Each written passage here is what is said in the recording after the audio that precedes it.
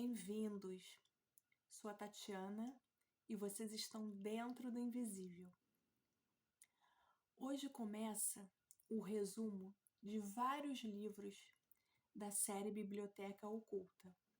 E o primeiro deles é O Continente Perdido de Mu, do autor James Churchward. Vamos lá!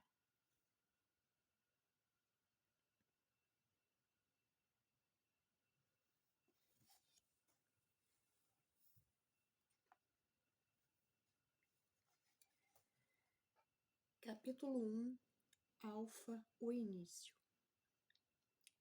Em época muito remota, existiu no Oceano Pacífico um grande continente, cujo centro se achava situado um pouco ao sul da linha do Equador.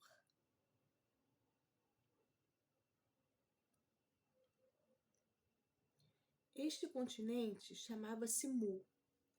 A julgar pelos vestígios que permanecem atualmente na superfície dos mares, sua superfície cobria cerca de 10.000 quilômetros no sentido leste-oeste e quase 5.000 de norte a sul.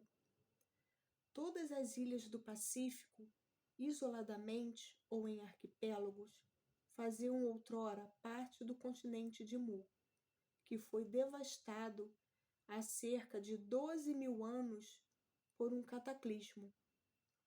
Tremores de terra e erupções vulcânicas destruíram uma civilização inteira, e as águas do Pacífico submergiram uma população inteira de mais ou menos 60 milhões de habitantes. As Ilhas de Páscoa, Tahiti, as Samoas, as Ilhas Cook, as Tongas, o arquipélago das Marshall, as Ilhas Gilbert, as Carolinas, as Marianas, o Havaí e as Ilhas Marquesas são tudo que resta desse imenso continente, cuja existência é confirmada por inúmeras lendas hindus, chinesas, birmanes, tibetanas e cambogianas, bem como pelas tabuinhas, inscrições e símbolos descobertos no Yucatán e América Central ou nas ilhas oceânicas, sem falar nos vestígios pré-históricos da América do Norte, as obras dos filósofos da Grécia Antiga e as inscrições dos egípcios. Todos esses inscritos provam que esse grande continente existiu e que foi nele que o homem fez o seu aparecimento sobre a Terra há 200.000 anos. O continente de Mu é o Jardim do Éden mencionado na Bíblia.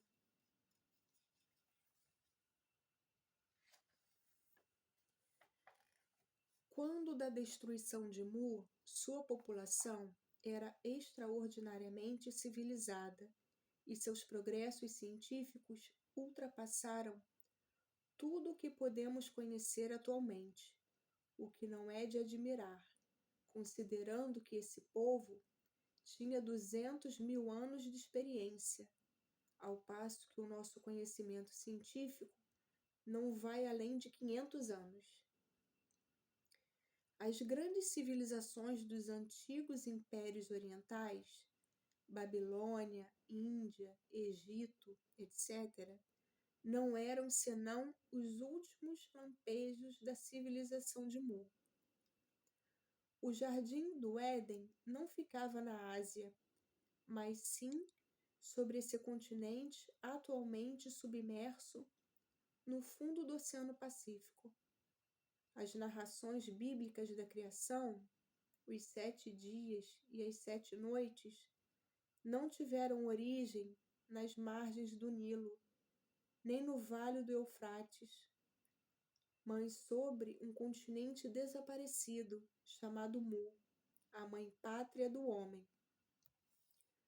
O que afirmamos foi provado com documentos complexos que descobri graças ao auxílio das tabuinhas sagradas da Índia, há muito tempo esquecidas, e através de vários documentos escritos provenientes de diversos países. Todos se referem a essa nação estranha de 6 milhões de habitantes que, há 50.000 anos, fundaram uma civilização superior à nossa, em muitos aspectos. Eles descreveram, entre outras coisas, a criação do homem no misterioso país de Mu.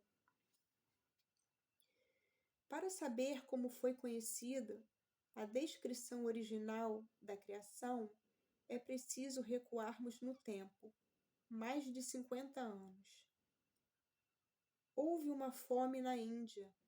Estive lá para ajudar a socorrer as vítimas, juntando meus esforços com os de um notável padre de uma escola religiosa. Logo fiquei sabendo que ele se interessava muito pela arqueologia e pelos escritos antigos, e que era mais versado do que qualquer outra pessoa nesse setor. Durante mais de 2 anos, estudei minuciosamente uma língua morta.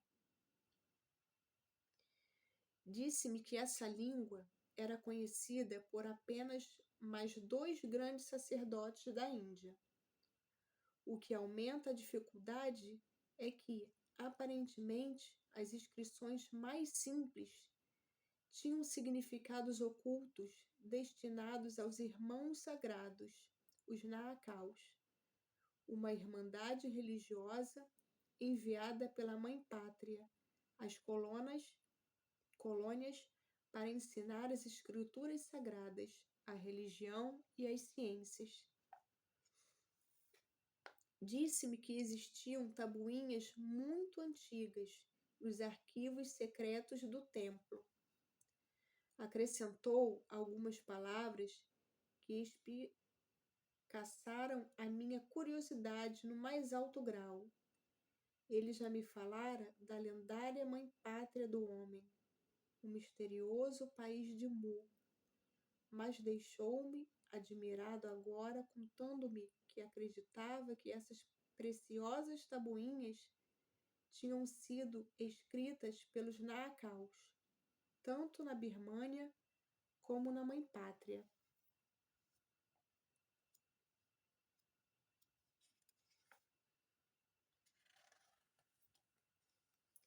Examinei-as com o maior interesse.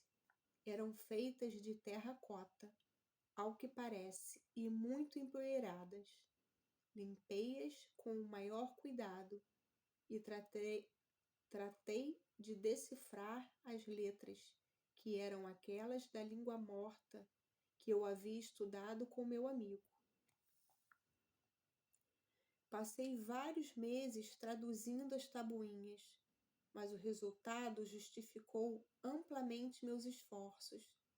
As narrativas descreviam com minúcias a criação da terra e do homem, e o lugar onde este apareceu pela primeira vez, Mu.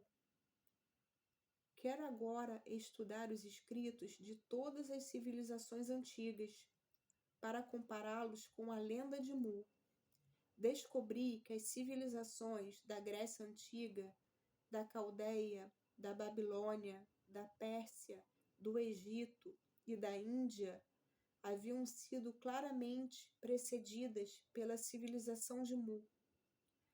Prosseguindo com minhas pesquisas, descobri que esse continente perdido se estendia do norte do Havaí até as Ilhas Fiji, de um lado, e a Ilha de Páscoa do outro. Ele havia sido, sem dúvida alguma, a habitação primitiva do homem. Fiquei sabendo que neste belo país havia vivido um povo que tinha colonizado a terra e que o continente tinha sido tragado em consequência de violentos tremores de terra, desaparecendo num incrível turbilhão de água e fogo há 12.000 anos. Fiquei sabendo também a verdadeira história da criação do mundo.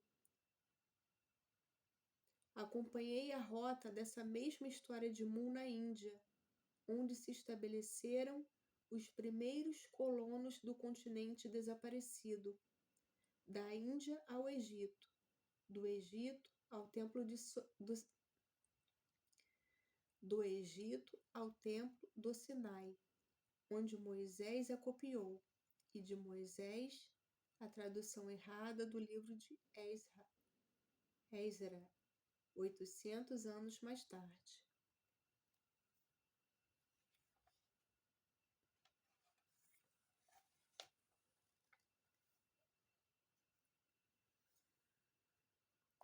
Colocadas na devida ordem, as tabuinhas começam assim. Abre aspas. No início, o universo não passava de uma alma ou espírito. Tudo era inanimado, sem vida, calmo, silencioso. A imensidão do espaço era o nada e trevas. Apenas o Espírito Supremo, o grande poder, o Criador, a serpente de 7 cabeças, existia neste abismo de trevas. Sentiu o desejo de criar mundos e os criou. Sentiu o desejo de criar a terra, habitada por seres viventes, e criou a terra e tudo o que ela contém. Fecha aspas. E eis como foi criada a terra e tudo o que ela contém.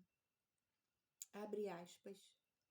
As 7 inteligências máximas da serpente de 7 cabeças estabeleceram 7 mandamentos. Fecha aspas. O primeiro mandamento intelectual era, abre aspas, que o gás sem forma e espalhado pelo espaço seja reunido para formar a Terra. O gás se reuniu em forma de turbilhão. Fecha aspas. O segundo mandamento era, abre aspas, que o gás se solidifique para formar a terra. O gás se solidificou então, sendo deixado partes dele para formar as águas e a atmosfera. E esses volumes de gás envolveram um novo mundo.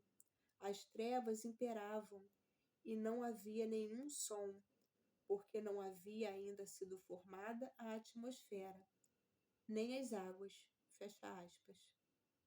Vem a seguir o terceiro mandamento, abre aspas, que o gás do exterior se separe e que forme a atmosfera e as águas. E o gás se separou.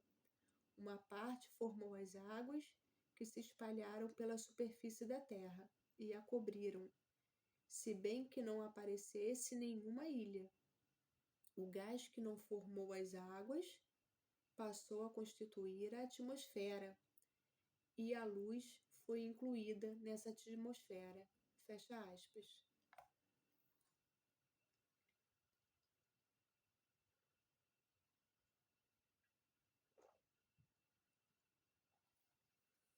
E os raios do sol se encontraram com os raios da luz na atmosfera e formaram o dia. Dessa forma, fez-se a luz, e o calor foi incluído também na atmosfera. E os raios do sol se encontraram com os raios de calor e trouxeram a vida. Fecha aspas.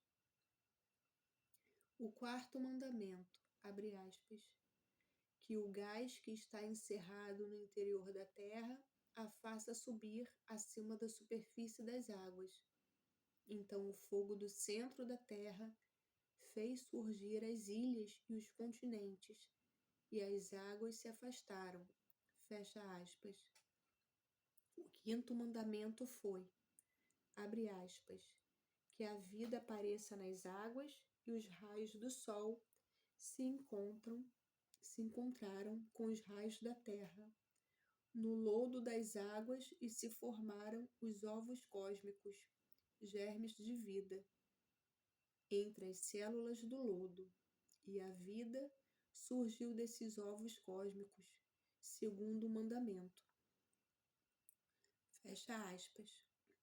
O sexto mandamento foi que a vida apareça sobre a terra, e os raios do sol se encontraram com os raios da terra no pó, e se formaram os ovos cósmicos. E desses ovos cósmicos surgiu a vida, segundo o mandamento. Fecha aspas. E quando tudo já estava feito, foi dado o sétimo mandamento. Abre aspas.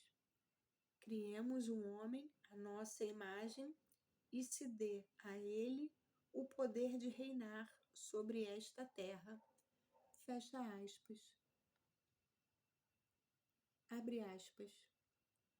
Dessa forma, Narayana, a inteligência de 7 cabeças, o Criador de todas as coisas do universo, criou o homem e colocou em seu corpo um espírito vivente e imperecível, e o homem tornou-se uma inteligência como Narayana.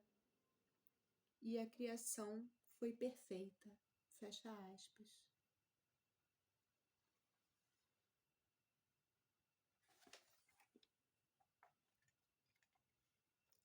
As tabuinhas não indicam o tempo gasto na criação. É apenas mencionado que a Terra foi criada em 7 períodos de tempo, e não em 7 dias, como diz a Bíblia. Mas a semelhança entre o começo das tabuinhas na Acal e o Gênesis é notável.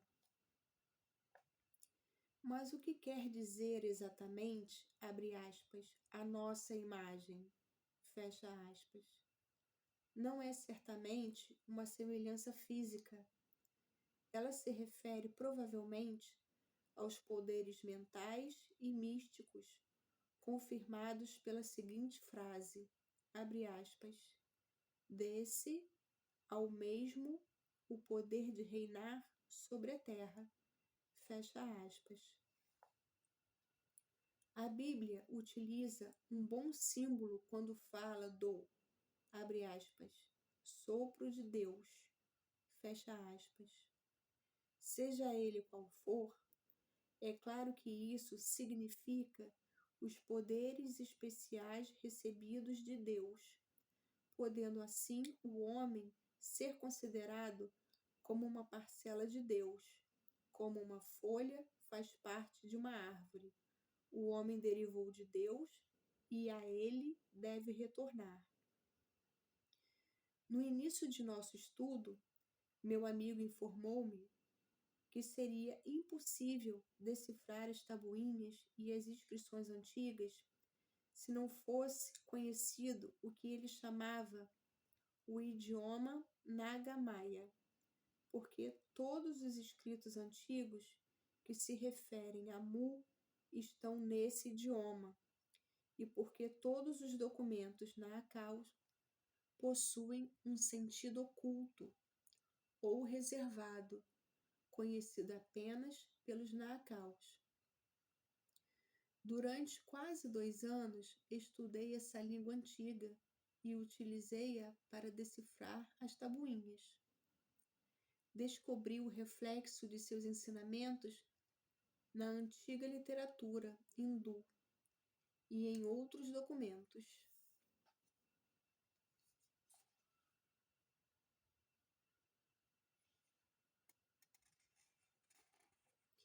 Existem numerosas versões da história da criação, mas várias partes do mundo, o que se deve, sem dúvida alguma, à maneira pela qual ela foi transmitida de geração em geração. Por mais surpreendente que possa parecer, a versão mais científica e aquela que, mais que todas as outras, com exceção dos Naacaus, pode ser confirmada pela geologia. É aqui. encontramos entre as raças semi-selvagens das ilhas do Pacífico, principalmente nas Ilhas Marquesas.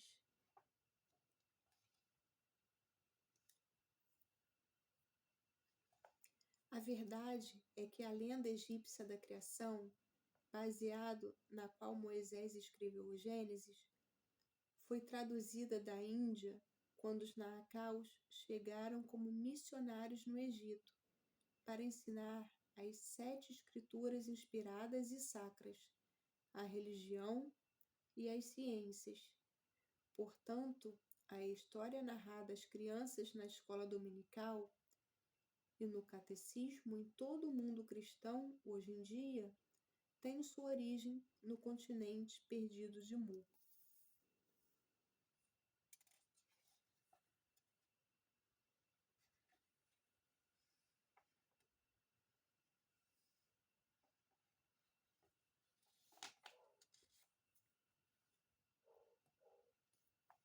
As tabuinhas redigidas na Mãe Pátria são de argila e as do México são de pedra. O documento mexicano, tendo sido escrito bem antes do oriental.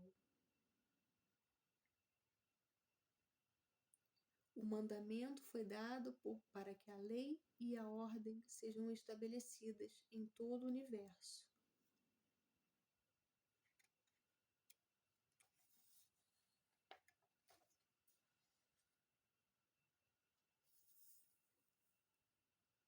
O primeiro homem foi criado duplo. A Bíblia e o documento mexicano tiveram, portanto, a mesma origem, as escrituras sagradas e inspiradas de Mu.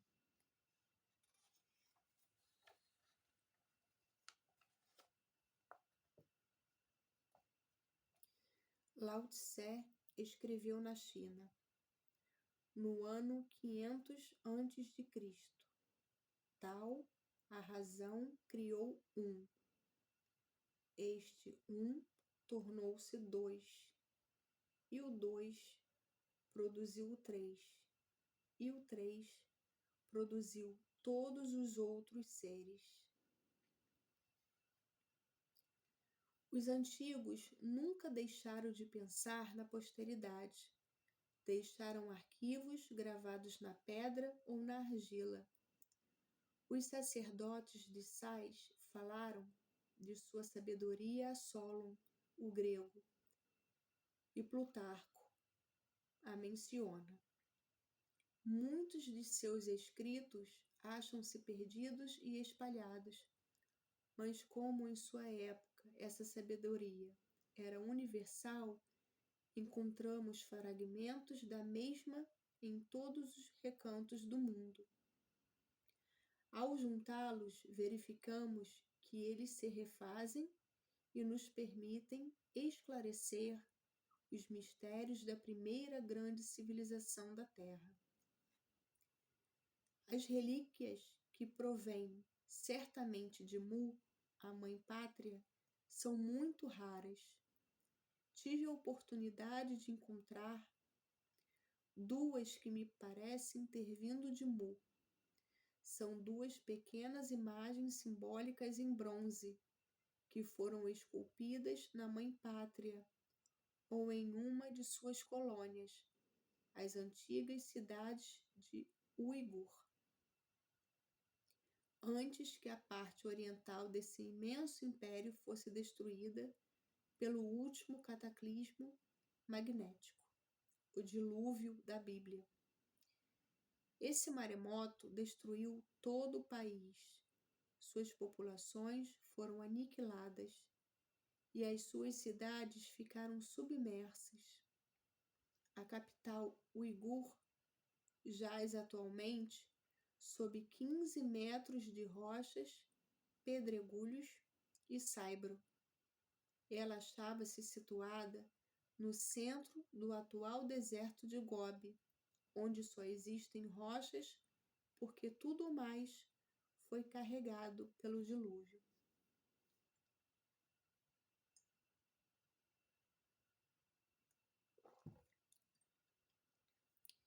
Na mãe pátria de Mu existiam 10 tribos diferentes, mas falando quase o mesmo idioma. Entretanto, escreviam de modo diferente, bem como seus símbolos não eram os mesmos. Cada tribo possuía o seu território. Mais tarde, à medida que cada um desses povos participou da formação de novos países, construíram suas próprias cidades, como haviam feito seus antepassados em Mu. Nos veremos no próximo capítulo. Até lá!